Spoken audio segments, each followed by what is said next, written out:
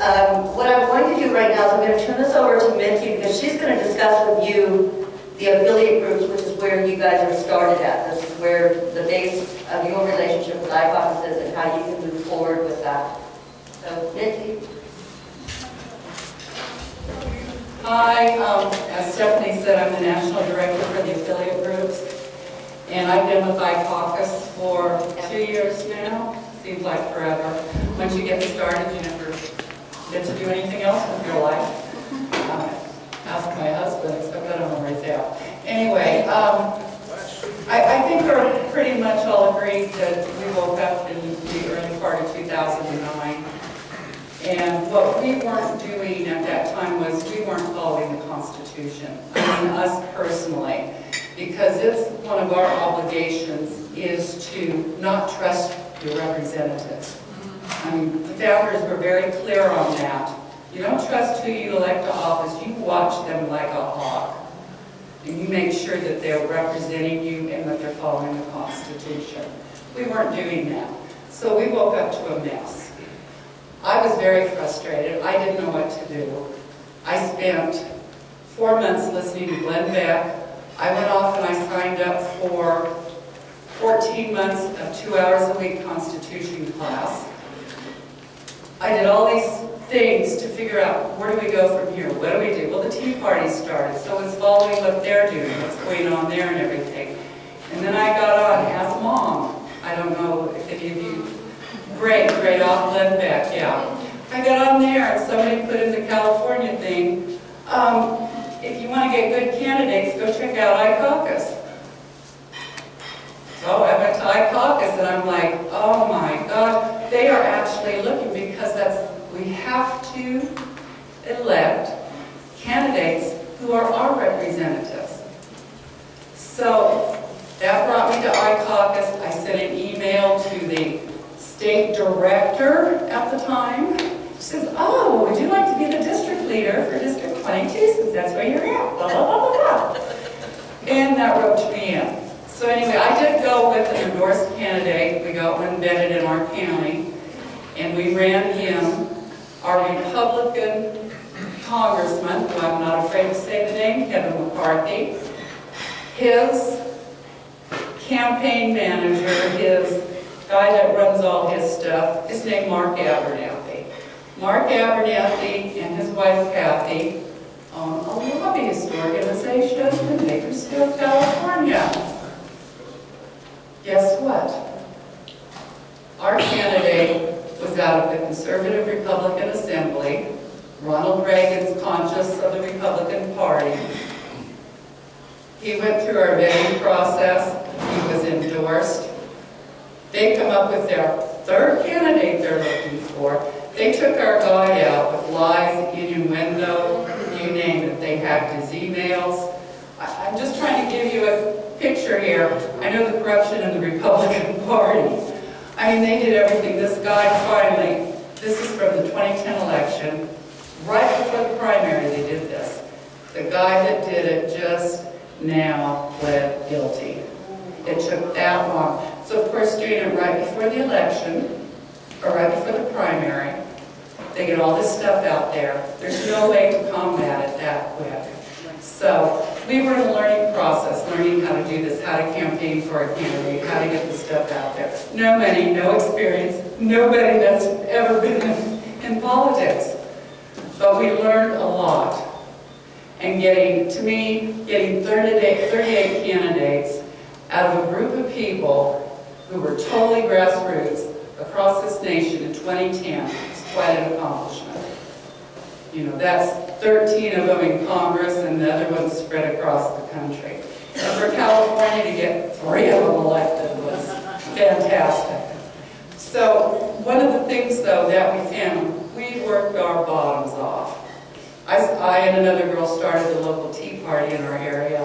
We were out there precinct walking every weekend, handing out iCaucus brochures on our endorsed candidates, you name it, we were there doing it.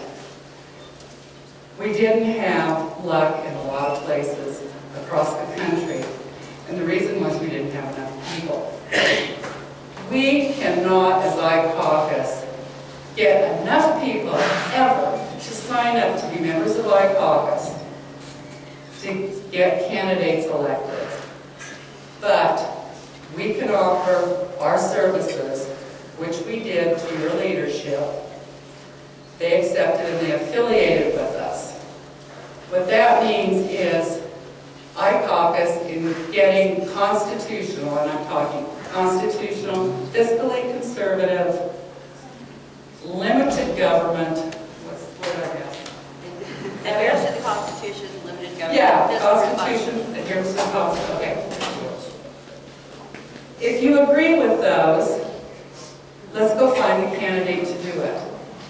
Because what we've done just with you, I'm not sure, Wendy, where are you? Oh, what's your membership nationwide?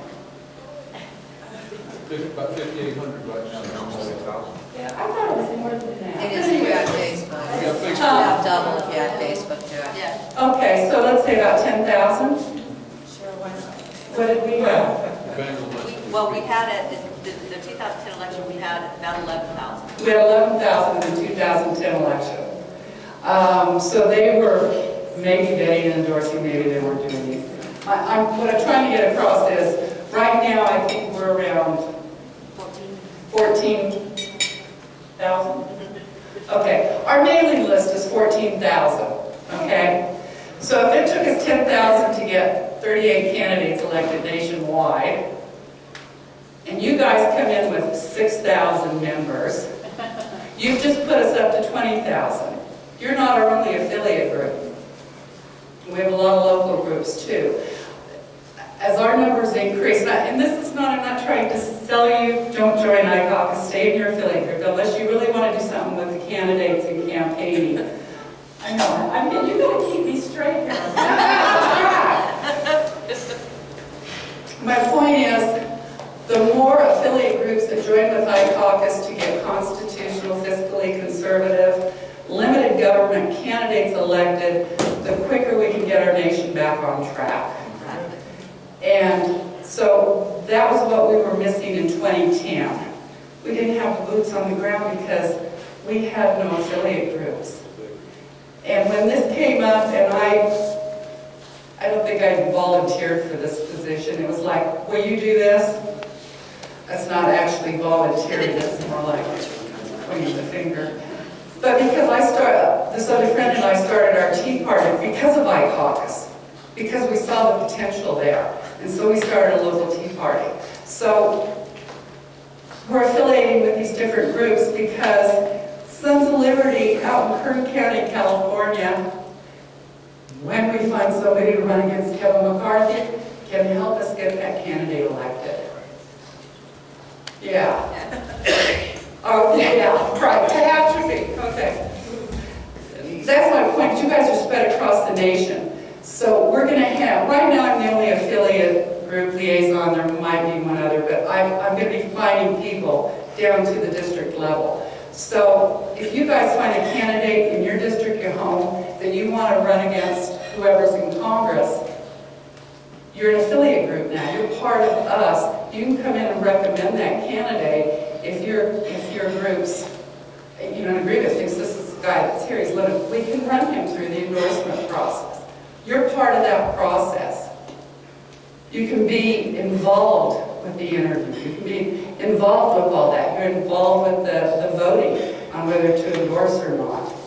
And after that's done, we'll form a political action team which will pull in through the vote to come in and talk about how we do voter fraud. I mean, you can do that ahead of time, but I'm saying that will be part of the political action team. To pull these different groups together, and let's get out there and campaign to get that person elected. And I've probably talked long enough, because I don't want to keep you guys all day. I'm just really excited, and I've seen the stuff that's happened in the candidates.